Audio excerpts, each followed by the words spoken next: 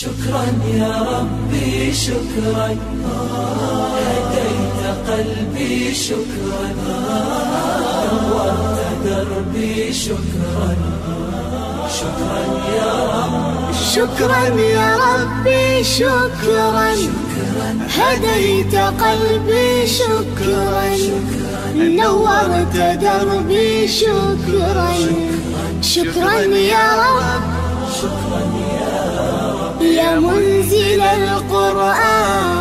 Assalamualaikum warahmatullahi wabarakatuh. Innal hamdalillah nahmaduhu wa nasta'inuhu wa nastaghfiruh wa na'udzu billahi min shururi anfusina wa min sayyiati a'malina may yahdihillahu fala mudilla lahu wa may yudlil fala hadiyalah. Asyhadu an la ilaha illallah wahdahu la syarikalah wa asyhadu anna Muhammadan 'abduhu wa rasuluhu sallallahu alaihi wa alihi wa ashabihi wasallam. Amma ba'd. Fa inna asdaqal hadits kitabullah wa khairal hadi hadi Muhammadin sallallahu alaihi wasallam wa syarrul umuri muhdatsatuha wa kullu muhdatsatin bid'ah wa kullu bid'atin dhalalah wa kullu dhalalatin finnar. Alhamdulillah ikhwan dan akhwat, apa kabar pemirsa Umat TV dimanapun Anda berada? Semoga selalu dalam lindungan Allah Subhanahu wa taala dan senantiasa pula juga semoga sama-sama istiqomah menjalankan sunnah Nabi sallallahu alaihi wasallam. Pemirsa Umat TV, kembali lagi di program kesayangan Anda, tentunya di mana lagi kalau bukan di Wisata Imani bersama saya Deriansyah. Tentunya saya akan mengajak Anda untuk berwisata mengasah iman. Di episode terbaru kali ini ada yang spesial pemirsa.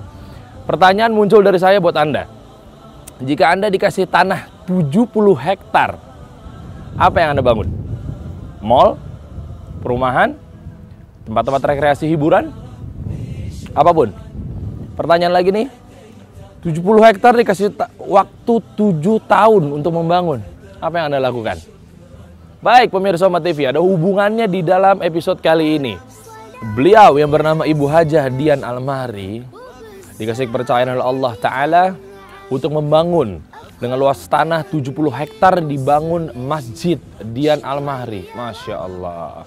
Sungguh mulianya hati beliau sehingga bisa mensejahterakan masyarakat sekitar yang bertepatan di daerah Sawangan, Depok. Baik pemirsa Umat TV, kira-kira sejarah dari Masjid Dian Almahri ini seperti apa? Atau yang biasa kita kenal sebagai Masjid Kubah Mas, kegiatannya kayak gimana, majelis taklimnya seperti apa, dan lain sebagainya kesibukan yang ada di dalam masjid ini. Insya Allah kita akan ngobrol-ngobrol bersama Bapak Haji Karno, salah satu pengurus dari Masjid Dian Almahri atau Masjid Kubah Mas. Seperti apa? Mari ikut saya. شكرا يا ربي شكرا هديت قلبي شكرا نورت دربي شكرا شكرا يا رب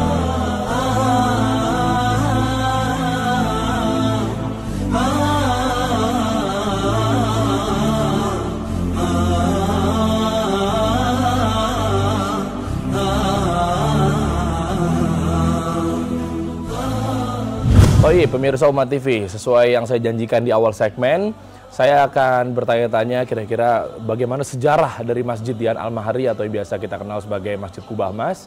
Yang tentu kurang afdol kalau kita bertanya ini tentunya dengan Pak Haji Karno, ini salah satu pengurus atau kepala pengurus? Salah satu pengurus. Salah satu pengurus aja ya. Pak Haji Karno, ini kita kupas dari awal deh Pak. Iya. Sejarah dari Masjid Dian Almahri atau yang biasa masyarakat sekitar kenal sebagai Masjid Kubah Mas. Anak ini biasanya apa nih? Masjid Dian Almahri aja? Iya. Jadi begini, Masjid Dian Almahri ini atau yang disebut dengan Kubah Mas, awal dibangun dari bulan April tahun 1999 dan diresmikan tanggal 31 Desember tahun 2006. Waktu itu bertepatan digunakan untuk sholat Idul Adha. Oh, jadi begitu jamaah Idul Adha, lalu langsung sekalian peresmiannya? Iya, betul. Oke, berarti sebentar Pak, itu berapa tahun ya? 99 sampai 2006? Iya, kurang lebih 7 tahun ya. 7 tahun bangunannya ya? Iya. Oke. Nah, kenapa bisa selama itu? Karena memang bahan-bahan bangunan yang dipakai untuk bangun Masjid Dian Almahri ini hampir 70% didatangkan dari luar negeri. Oh. Seperti contohnya granit ini, terus untuk pelapis kubahnya sendiri yang emas itu juga dari luar negeri. Masya Allah. Memangnya bahan-bahan yang ada di lokal sendiri, maksudnya kurang memadai atau seperti apa? Memang yang punya masjid ini menginginkan barang yang bagus lah ya. Oh iya. Kalau untuk kelas granit itu yang bagus dan yang banyak itu memang ada di Italia sama di Turki ya. Betul, kelihatan dari bangunan-bangunan Eropa kan Ya. ya strukturnya segala macamnya gitu ya. Lalu? Jadi gini, makanya proses pengerjaannya lama itu pertama yang itu dan memang Gua Jidian ini punya cita-cita atau keinginan ingin membangun sebuah masjid atau mendirikan tempat ibadah yang lebih bagus, lebih indah dari rumah tinggal beliau. Masya Nah, itulah makanya beliau membangun masjid yang begitu indah ini. Nah, makanya banyak orang yang bertanya-tanya kenapa itu harus dilapis emas. Ya alasannya begitu. Oke. Dan ini masjid diperuntukkan untuk siapa aja kaum muslimin dan muslimat yang mau beribadah ke sini. Nah itu dia ya.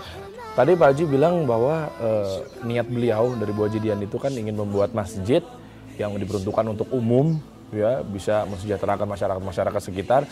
Itu berniat untuk masjidnya lebih besar atau lebih bagus daripada rumah beliau sendiri.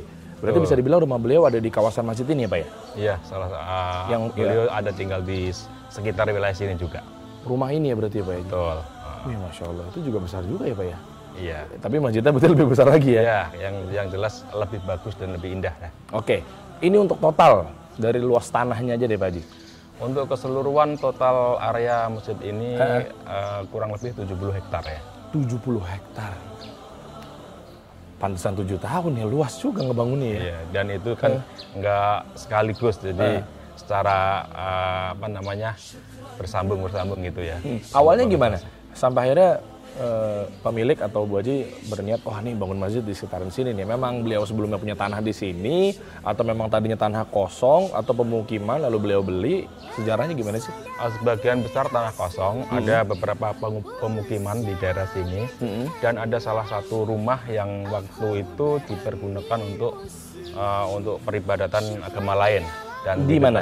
Ada di sebelah sana, di pas masuk turunan, itu dulu ada salah satu rumah yang untuk dipergunakan untuk rumah ibadah agama lain. Lalu untuk izinnya gimana? Nggak masalah? Karena rumahnya dibeli. Itu berupa rumah, bukan suatu tempat khusus gitu. Rumah, tapi banyak jemaatnya pada saat itu ya. Iya. Maksudnya ada yang datang untuk beribadah tempat lain ya. Di ibadah lain gitu ya, agama lain ya. Dan yang paling banyak tuh ya lahan kosong. Oh, oke. Bangunannya sendiri, tadi tanahnya 70 hektar. Berarti bangunan yang dibangun untuk, tadi ada aula, ada termasuk rumah pemilik atau rumah Bu Haji Dian, terus ada masjid, di belakang juga ada perkantoran ya. Kantor pengurus masjid. Betul. Ya berarti ya. Itu total bangunannya berapa tuh? Kalau dari keseluruhan total bangunannya paling hanya 30% lah.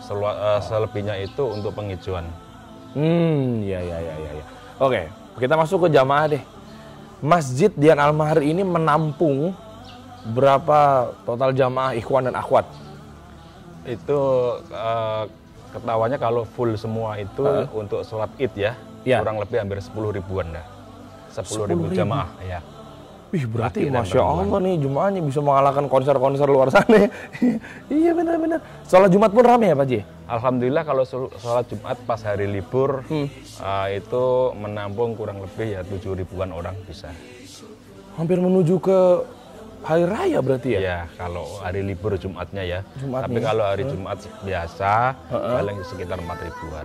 Oh gitu. Nah ini, ada yang unik lagi nggak sih untuk mengenai sejarah? Maksudnya kenapa warnanya begini, kenapa desainnya seperti ini? Apa mencontoh dari masjid-masjid yang ada di bagian salah satu Eropa sana atau gimana untuk desain? Jadi Masjid Dian Al-Mahri ini atau yang biasa atau umum disebut Masjid Kubah Emas. Betul. Kenapa disebut Masjid Kubah Emas? Memang Masjid Dian Al-Mahri ini memiliki kubah, 5 kubah yang semuanya dilapis dengan emas, ya kan? Itu berapa karat tuh? Emasnya 22 karat. Nah, jadi kenapa dilapis ada 5 kubah itu melambangkan dari rukun Islam. Oh ya. Dan ada 6 menara itu melambangkan dari rukun iman. Nah, keunikan ini di antaranya satu lagi itu di bawah kubah utama, di kaki kubah utama itu ada 33 jendela. Yang mana nih 33 jendela nih? Di bawah kaki kubah utama. kaki kubah utama. Oke. Itu ada 33 jendela muter. Itu maksudnya? Di setiap satu jendela itu ada tulisan kaligrafi nama Allah. Jadi kalau di jumlah 33 kali 3 ada 99 nama-nama Allah di situ. Oh iya, Asmaul Husna ya. Asmaul Husna. Bener, Masya Allah. Dan masjid ini juga memang mengadopsi gaya arsitektur dari Timur Tengah, di antaranya Masjid Nabawi, Masjidil Aqsa, dan Masjidil Haram. Digabungin jadi satu? Digabungin jadi satu. Masih ingat nggak sih Pak, arsiteknya siapa pada saat itu? Arsiteknya memang orang asli Indonesia ini. Namanya siapa? Pak Haji Uke Setiawan. Pak Haji Setiawan. Uke Setiawan, mungkin Pak Haji beliau lagi nonton di sini ya. Itu beliau asli di sini? Aslinya orang Bandung ya. Orang Bandung. Kenapa bisa ada hubungannya ke sana? Atau temannya Bu Haji atau gimana? Mungkin relasi dari Bu Haji kali ya. Sendirian berarti ya? Beliau sendirian. Ini saya penasaran nih. Ini sebenarnya kan kalau orang-orang pengen pengen cari tahu kan ya standar tadi ya. Udah tahu tempatnya begini, pintu masuk ke sebelah sana. Cuma yang justru malah saya penasaran yang justru yang kayak tadi yang Bapak bilang ada berapa bagian jendela atau tadi terkait dengan rukun iman rukun Islam. Nah, ini apalagi yang mendasar di dalamnya nih. Misalnya pengen tahu total berapa bilik toiletnya atau apa gitu. Ini kan besar banget nih. Ya, kalau toiletnya yang unik-unik aja apa nih? Kalau toiletnya sih bukan termasuk unik ya, karena emang itu kebutuhan ya. Iya. Jadi kita hanya memiliki toilet tuh ada 4 tempat, mana yang 2 laki-laki, 2 perempuan, itu aja. Oke. Total kontraktor berarti itu paketan aja ya, barang Ya, arsitek ya? kalau itu paketannya arsitek dah. Nah, iya benar. Untuk menuju ke dai-dai atau ustadz-ustadz yang pernah mampir ke sini, mungkin dari yang besar sampai yang besar juga gitu ya. Yeah. Ini kan gimana nanti kita sebelum menuju ke kegiatan-kegiatan yang ada di sini, misalnya untuk majelis taklimnya atau tablik akbar dan lain sebagainya. Coba ini ustadz-ustadz yang pernah mampir di sini siapa aja Pak Haji? Kalau dari awal ya salah satunya almarhum Zainuddin MZ. Pasti beliau. Beliau pernah ngisi di sini. Ya. Terus Ustadz Agim. Tapi kalau Agim bukan di masjidnya, tapi waktu itu acara di aula. Oh, di aula. Ya, masih sekitaran masjid ya, masih kawasannya ya. Lalu Ustadz Yusuf Mansur. Yusuf Mansur udah pernah juga ya. Pernah juga. Nah, untuk kegiatan-kegiatannya. Kalau kegiatan di sini setiap hari Minggu kita selalu mengadakan acara pengajian ya. Itu jam ceramah umum itu. Dari jam 11 kita ngaji dulu yasinan, habis itu ceramah umum sampai menjelang waktu zuhur. Oh, oke. Itu di setiap hari Minggu. Setiap hari Minggu. Itu dari siang harinya. Dan untuk kajian kitab kita adakan di hari Selasa malam Rebu 2 minggu sekali. Itu kitab apa yang dibahas? Riyadhus Shalihin atau? Kita Bidayatul Hidayah. Ada juga kalau kitab Riyadhus Shalihin kita adakan di sebulan sekali di minggu pertama. Itu ba'da sholat zuhur. Di minggu pertama ya, berarti di hari Ahad juga ya? Tapi di habis duhur. Oke. Apalagi kitab-kitab yang lainnya yang mungkin sekiranya pemirsa Umat TV juga, wah ini lengkapnya ada kajian kitab rutin ini atau Bulughul Maram enggak? Ya, kalau hari pengajian kitab rutinnya di Selasa malam Rebu itu kitab Bidayatul Hidayah. Dan 2 bulan sekali juga kita ada acara zikir bersama. Itu di hari, ntar ada di info lebih lanjutnya pokoknya ya. Iya. Oke. Majelis taklimnya gimana sih Pak di sini? Kalau majelis taklimnya paling ya itu kalau hari Minggu aja. Itu aja ya. Nah, ada acara-acara misalnya pernikahan yang juga dibuat di sini bisa? Bisa. Acara nikahan di sini jam 7 pagi misalnya. Itu hari apa biasanya? Hari apa aja bisa, yang penting tidak ada kegiatan lain. Oh gitu. Bentar lagi insya Allah kita masuk ke bulan Ramadan. Iya. Ya. Bulan Ramadan pasti nggak mungkin dong dari Masjid yang hari ini pasti nggak ada acara misalnya apa bazar lah atau buka bersama atau mungkin itikaf gitu di 10 malam terakhir gitu menuju ke bulan Syawal nantinya. Itu gimana? Jadi kalau Ramadan di Masjid Dian Al-Mari ini kita awali dengan sholat taraweh ya. Ya. Nah, sholat taraweh di sini 1 malam bacaan yang dibaca imam 1 juz. Wih, 1 malam? 1 malam 1 juz. Berarti dimulai dari malam pertama, nanti sampai malam ke terakhir itu bisa khatam kan. Oh iya. Iya, itu berarti pilihan nih atau imam rawatib yang ada di sini atau kita manfaatkan imam rawatib yang ada di sini dan ada beberapa kita ngundang dari imam luar. Luar negeri? Bukan, artinya bukan yang rawatib. Oh gitu ya. Bilang sama Bu Haji mungkin bisa ngundang Syekh Asudais itu bisa ada di sini. Nah, kebetulan kalau Asudes Iya. kita Pernah mampir juga? bukan. Jadi duplikatnya. Ustadz Hasanuddin Sinaga. Mirip suaranya. Suara mirip, Perawakan beliau juga? kalau perawakannya lebih kecil kan karena orang Indonesia. Iya, iya, ya iya, kan? iya. Nah, kebetulan hari ini beliau nanti tugas. Ih. Kalau nanti Mas mau mendengarkan, Hah? yang jelas harus sholat maghrib di sini. Oh gitu ya? Karena kalau zuhur sama asar kan tidak bersuara.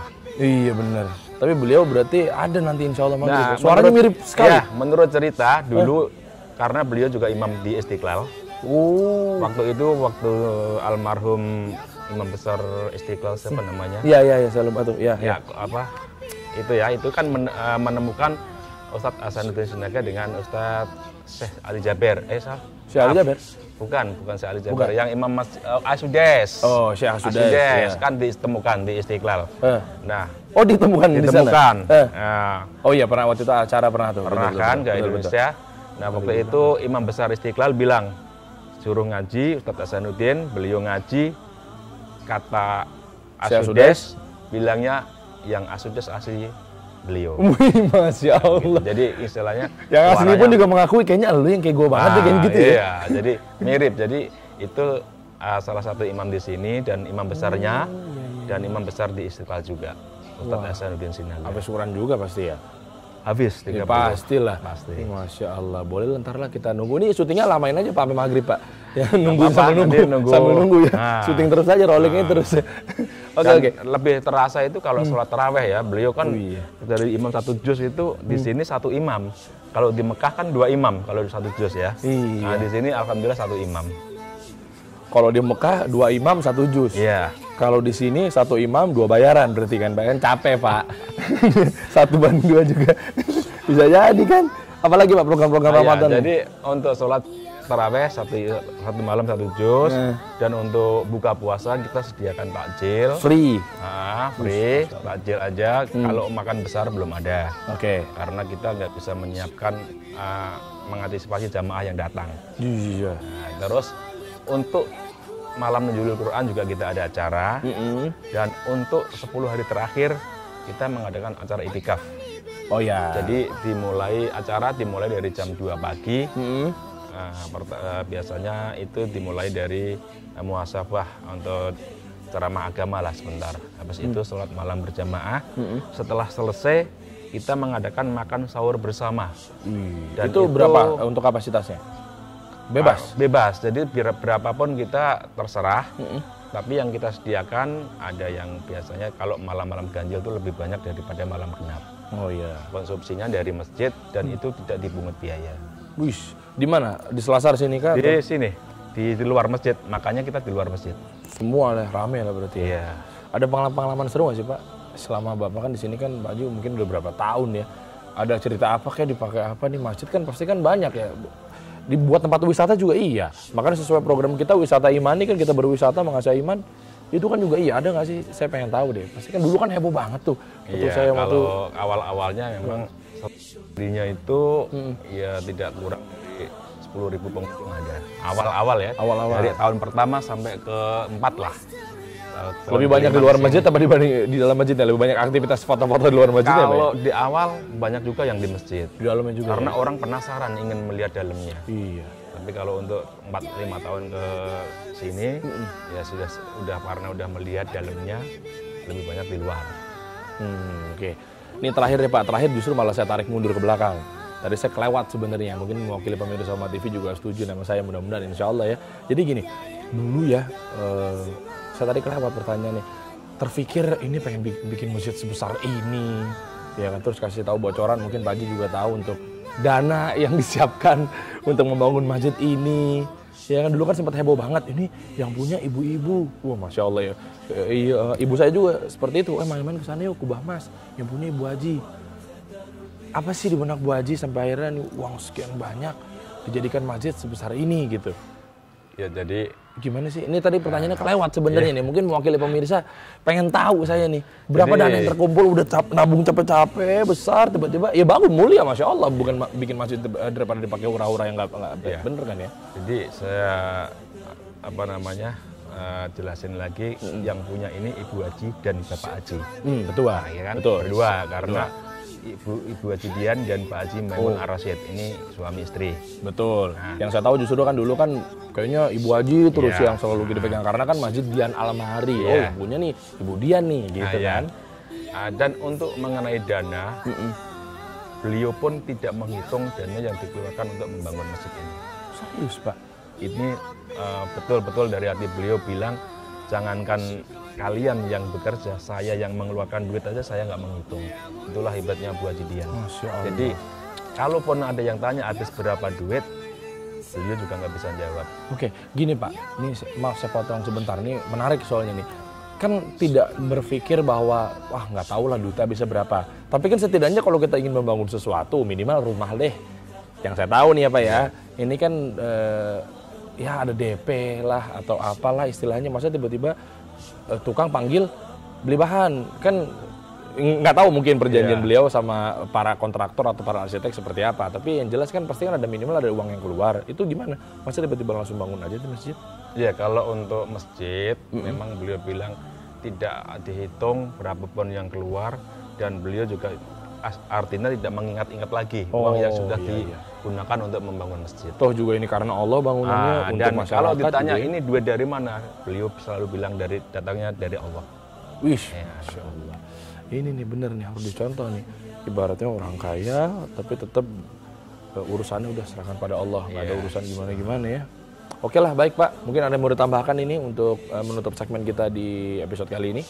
Ya, kami hanya menambahkan bagi kaum muslimin dan muslimat yang ingin beribadah ke Masjid Dian Al-Mahri, kami selalu terbuka dan kami mengucapkan terima kasih yang sudah berkunjung ke sini. Ya, kalau gitu terima kasih juga Pak. Ya. Pak Haji Karno ini selaku salah satu pengurus di Masjid Dian Al-Mahri atau yang biasa masyarakat kenal sebagai Masjid Kubamas, atas waktunya semoga Allah balas kebaikan Bapak. Amin. Jazakallah khair. Kalau gitu baik pemirsa Umat TV, jadi jangan kemana-mana, tetap bersama kami di Wisata Imani.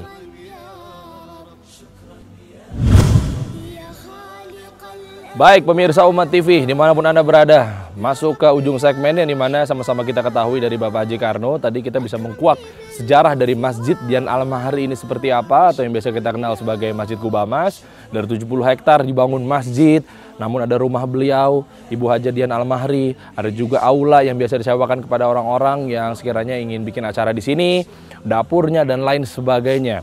Mudah-mudahan Ibu Hajah beserta keluarga juga diberikan rezeki yang melimpah, diberikan keberkahan yang melimpah, karena memang bisa memakmurkan masjid, tentunya untuk mengajak orang-orang sekitar untuk meramaikan masjid tersebut. Baik, insya Allah ketemu lagi di episode selanjutnya. Saya akan mengajak Anda insya Allah nanti untuk berwisata, tentunya mengasah iman, mungkin di masjid atau pesantren atau dan lain sebagainya. Bersama saya Deriansyah, saksikan terus Wisata Imani hanya di Umat TV. Subhanakallahumma wa bihamdik, asyhadu an la ilaha illa anta, astaghfiruka wa atubu ilaik. Assalamualaikum warahmatullahi wabarakatuh.